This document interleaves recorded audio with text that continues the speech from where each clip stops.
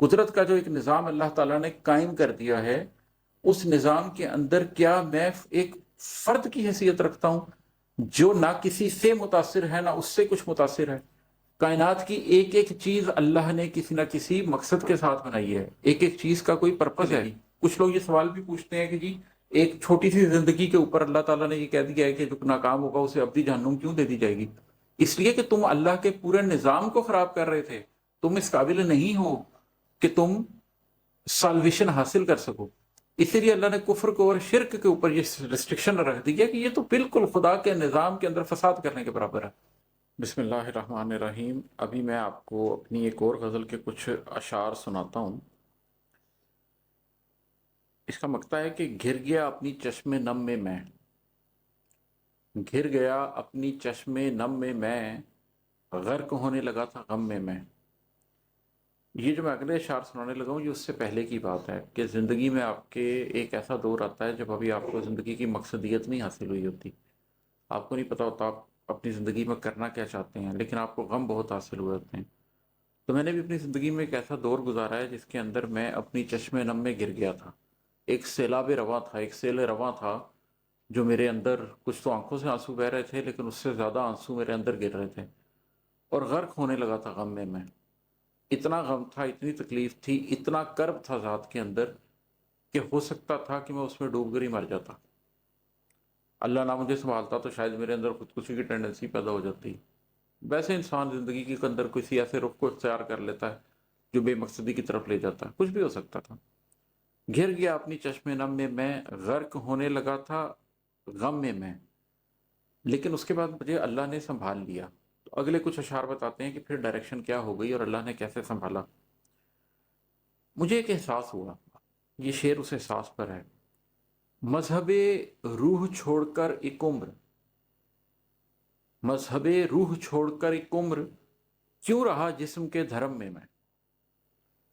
ایک تو آپ دین کی سوچ کے حوالے سے بات کرتے ہیں نا کہ آپ کا مذہب کیا ہے، یا فقہی انداز میں بات کرتے ہیں کہ آپ کا مذہب کیا ہے، لیکن آپ کی ذات کے اندر بھی ایک کیفیت ہوتی ہے کہ یار میں نے مذہب کیا ہے، ایک راستہ ہے نا کہ یار میں نے اپنی زندگی میں کیا راستہ اختیار کیے رکھا ہے۔ تو آپ کو پتہ چلتا ہے کہ آپ کا راستہ تو پورے کا پورا آپ کے جسم کا راستہ تھا۔ آپ اپنی ذات سمجھتے تھے اپنی وجود کو، اپنے جسمانی وجود کو، اور کیونکہ اس جسمانی وجود کے اندر آپ کو سوچ آتی تھی، جذبے آتے تھے، تو آپ اس کو بھی اس میں شامل کر لیتے تھے۔ پھر آپ کو کوئی فکر ہوتی تھی، کوئی سوچ آپ کو تکلیف دیتی تھی، کرب دیتی تھی، تو کبھی آپ کو وہ لے ڈوبتی تھی، اور وہی پہلے شعر والی بات ہو جاتی تھی کہ گر گیا اپنی چشم نم میں غرق ہونے لگا تھا غم میں۔ کبھی ایسا ہوتا ہے کہ کوئی جذبہ آپ کو تکلیف دیتا ہے، کسی رشتے سے، کسی ناکامی سے، کسی بھی ایسی چیز سے جو آپ کو درد دے، تکلیف دے، تو اس کی وجہ سے آپ کرب محسوس کرتے ہیں۔ لیکن دین آئی ریئلائزڈ کہ میرے اندر جذبوں کے علاوہ، سوچوں کے علاوہ اور جسمانی فائدے نقصان کے علاوہ، راحت اور بے سکونی کے علاوہ، میرے اندر ایک روح بھی تو ہے، اور اس روح کے لیے بھی تو ایک راستہ اللہ نے متعین کیا ہوا ہے۔ اس کے اوپر تو میں نے کبھی دھیان ہی نہیں دیا، اس کے بارے میں تو میں نے کبھی کوئی کام ہی نہیں کیا۔ میں نے تو نماز بھی پڑھی تو میرے جسم نے نماز پڑھی، میری روح کب سجدہ ریز ہوئی؟ میں نے تو روزہ بھی رکھا تو میرے جسم نے فقہ اختیار کیا، میری روح نے کب وہ فقر اختیار کیا اس روزے کے اندر؟ میں نے تو خیرات بھی کی تو کاؤنٹ کیا اپنے دماغ سے، 2.5% نکالا، کیلکولیٹ کیا، دے دیا۔ میں نے تو صدقہ بھی کیا تو اسی طریقے سے کیا کہ کوئی تکلیف آئی ہے تو اپنی جیب میں سے پیسے گنے، جتنے سمجھ آئے اس میں سے کچھ تھوڑے سے نکال کر کیلکولیٹ کیا کتنے کی ضرورت ہے، باقی نکال کر دے دیے۔ یہ ایک عقلی، ایک جذباتی قسم کی کیفیت تھی جس کے اوپر جسم چل رہا تھا۔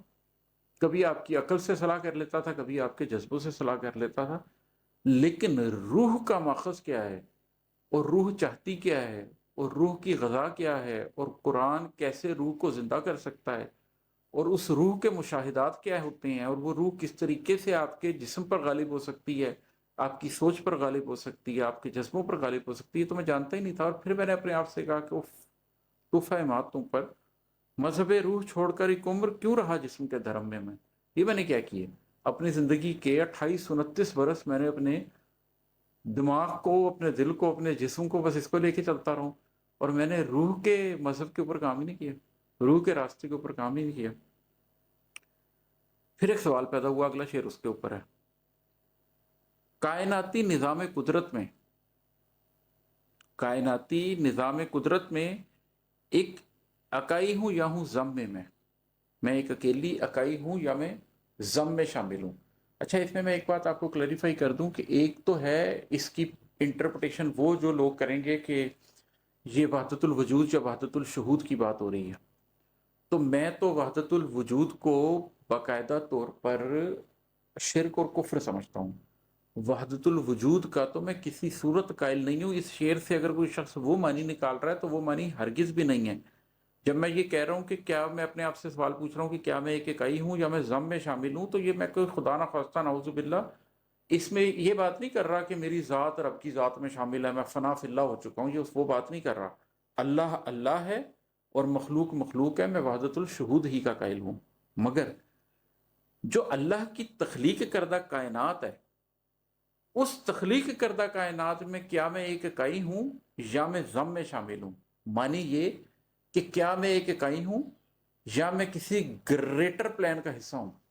कायनाती निज़ाम कुदरत में, कुदरत का जो एक निज़ाम अल्लाह ताला ने कायम कर दिया है, उस निज़ाम के अंदर क्या मैं एक फ़र्द की हैसियत रखता हूं जो ना किसी से मुतासिर है ना उससे कुछ मुतासिर है, या मैं जम हो चुका हूं, या मैं एक प्लान का हिस्सा हूं। जब आप कुरान उठाकर देखते हैं तो आपको पता चलता है कि सूरज ऐसे ही नहीं चला जा रहा कि उसका ज़मीन से कोई ताल्लुक ही नहीं है और चांद से कोई ताल्लुक ही नहीं है, और ज़मीन ऐसे ही नहीं चली जा रही कि उसका सूरज से या चांद से कोई ताल्लुक ना हो, और चांद ऐसे ही नहीं चला जा रहा कि उसका ज़मीन से ताल्लुक ना हो, और ये सब कहकशां के अंदर ऐसे ही नहीं चले जा रहे। कायनात की एक एक चीज़ अल्लाह ने किसी ना किसी मकसद के साथ बनाई है, एक एक चीज़ का कोई पर्पज़ है। आप थोड़े से साइंसी तजर्बे भी करके देखते हैं और आप ये देखते हैं कि चिड़ियाँ बहुत नुकसान पहुंचा रही हैं इस इलाके से, सारी चिड़ियाँ मार दो तो उसके बाद क्रॉप्स के ऊपर ऐसी बीमारी आती है कि आपको पता चलता है कि वो तो उन चिड़ियों ने रोकी हुई थी। आप अल्लाह के निज़ाम में से एक चीज़ हिलाते हैं तो सब कुछ हिल जाता है। तो ये जब मुझे शऊर आना शुरू हुआ कि मैं सिर्फ एक इकाई नहीं हूं, मैं इस निज़ाम का एक पुर्जा हूं। जब पुर्जे को ये शऊर आ जाए कि वो अकेला पुर्जा नहीं है, अगर वो बंद हो जाएगा तो पूरी गाड़ी खराब होगी, पूरी गाड़ी का रास्ता खराब होगा। अगर गियर को ये शऊर आ जाए कि वो सिर्फ गियर नहीं है, अगर वो नहीं चलेगा तो पूरी गाड़ी का नुकसान होगा, पूरी गाड़ी नहीं चलेगी। कुछ लोग ये सवाल भी पूछते हैं कि जी एक छोटी सी जिंदगी के ऊपर अल्लाह ताला ने ये कह दिया है कि जो नाकाम होगा उसे अब्दी जहन्नुम क्यों दे दी जाएगी। इसलिए कि तुम अल्लाह के पूरे निज़ाम को ख़राब कर रहे थे। तुम इस काबिल नहीं हो कि तुम साल्वेशन हासिल कर सको। इसीलिए अल्लाह ने कुफ्र को और शिरक के ऊपर ये रिस्ट्रिक्शन रख दी है कि ये तो बिल्कुल खुदा के निज़ाम के अंदर फसाद करने के बराबर है। तो मेरे अंदर फिर अगला सवाल ये पैदा हुआ कि ये जो कायनाती निज़ाम कुदरत है, ये जो अल्लाह ने पूरा एक निज़ाम बनाया है, क्या मैं इसमें एक अकेला हूँ या मैं इसमें एक मास्टर प्लान का हिस्सा हूँ। और मैं इस नतीजे पे पहुंचा कि हम सब अपनी फ़र्द फ़र्द हैसियत होने के बावजूद एक बहुत बड़े ग्रेट प्लान का हिस्सा है, और हम सबको ये एहसास होना चाहिए कि उस ग्रेट प्लान के अंदर हमारा रोल क्या है। जो उस रोल को अदा नहीं करेगा वो उसकी कीमत चुकाएगा, और जो उस रोल को अदा करेगा वो इंशाअल्लाह ताला उसके बदले में एक नेमत पाएगा, अल्लाह ताला की तरफ से रहमत पाएगा। तो हम मुसलमानों को ख़ास तौर पर जब इस बात का एहसास हो जाए कि हम एक इकाई तो हैं लेकिन एक पूरे निज़ाम कुदरत में जम है, एक पूरे मास्टर प्लान के अंदर जम है, और हमसे कुछ तकाजे हैं अल्लाह सुब्हानहू व तआला के जो हमने पूरे करने हैं। फिर क्या होता है अगले शेर में। जब मैं ये शार कहता हूँ मुझे खुद एहसास नहीं हो रहा होता कि इनकी कनेक्टिविटी कितनी ज़्यादा है, लेकिन जब कोई डिस्कस करने को पे आता है तो एहसास होता है कि लाशऊर ने क्या सी बुनत की हुई है। अब स्याही से नक्श फूटेंगे,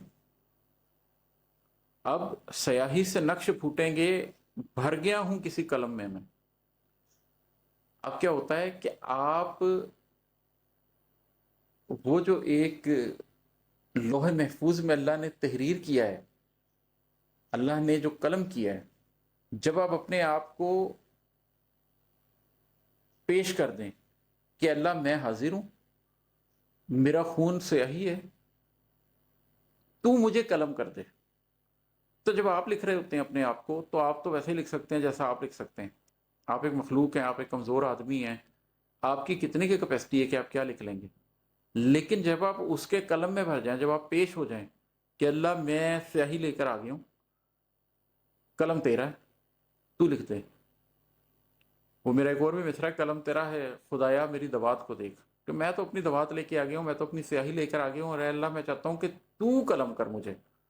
تو پھر جب اللہ قلم کرتا ہے تو آپ کی زندگی کی ڈائریکشن کچھ اور ہو جاتی ہے، لیکن اس کے لیے آپ کو اپنے منزل اللہ کے ہاتھ میں دینی پڑتی ہے، اپنے سنگ میل بھی اللہ کے ہاتھ میں دینے پڑتے ہیں، راستے بھی اللہ کے ہاتھ میں دینے پڑتے ہیں، اور راستے بہت مشکل ہوتے ہیں کیونکہ اللہ نے منزل کا وعدہ کیا، راستوں کا وعدہ نہیں کیا۔